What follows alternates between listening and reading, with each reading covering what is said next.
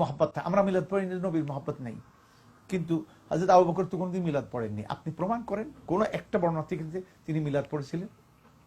হযরতে ওমর রাদিয়াল্লাহু মিলাদ পড়ছিলেন, নিয়ে আসেন। চার খলিফা মিলাদ পড়ে নিয়ে আসেন। সাহাবাদের মধ্যে কেউ মিলাদ পড়েছেন, নিয়ে আসেন। তাবেঈনরা কেউ পড়েছেন, নিয়ে আসেন। প্রমাণ নিয়ে আসেন। হাতু বুরহানাকুম ইন কুনতুম সাদিকিন।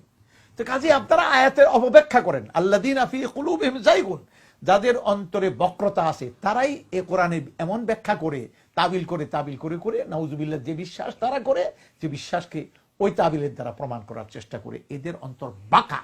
আল্লাহ তাদের অন্তরকে বাঁকা বানিয়ে দিয়েছেন, কারণ এরা হেদায়েতের উপর নাই, এরা গুমরাহ হয়েছে এবং এরা বেদাতে লিপ্ত হওয়ার কারণে বেদাত ঢুকলে অন্তর বাঁকা হয়ে যায়। হক কথাগুলি তারা বুঝে না। একসময় মিলাদ আমরাও পড়ছি, যখন বুঝে নাই পড়েছি, পরে যখন বুঝেছি ছেড়ে দিয়েছি। হ্যাঁ, সালাত সালাম ঠিক আছে, সাল্লু আলাইহি ওয়া সাল্লিমু তাসলিমা, আল্লাহুম্মা সাল্লি আলা মুহাম্মদ ওয়া আলা আলি মুহাম্মদ কামা সাল্লাইতা